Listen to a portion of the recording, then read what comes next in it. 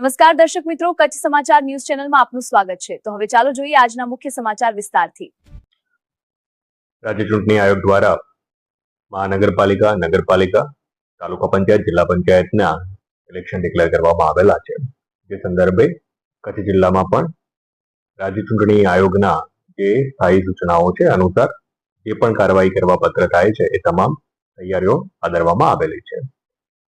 આજથી નોમિનેશનની પ્રક્રિયા પણ ચાલુ કરવામાં આવેલી છે। ચૂંટણીની કામગીરી સાથે સંકળાયેલા જે આપણા ચૂંટણી અધિકારીઓ છે એમને તાલીમની કામગીરી પૂર્ણ કરવામાં આવેલી છે। આવનારા સમયમાં જે બૂથ ઉપર કામગીરી કરનારા છે એ ચૂંટણી અધિકારી કર્મચારીઓના પણ નિમણૂક અને તાલીમની કામગીરી કરવામાં આવનાર છે।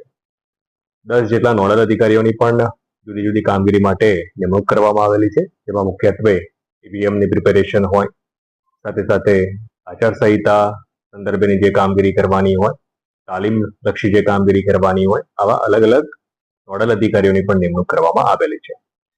હાલમાં આપણે જે ઈવીએમ છે ઈવીએમની ફર્સ્ટ લેવલ ચેકિંગની કામગીરી પણ હાથ ઉપર ધરવામાં આવેલી છે અને ચૂંટણી પંચની જે પણ સૂચનાઓ છે એ સૂચનાઓ પ્રમાણે આગળ ઉપર તમામ પ્રકારની કામગીરી સમય મર્યાદામાં સુનિશ્ચિત કરવામાં આવનાર છે।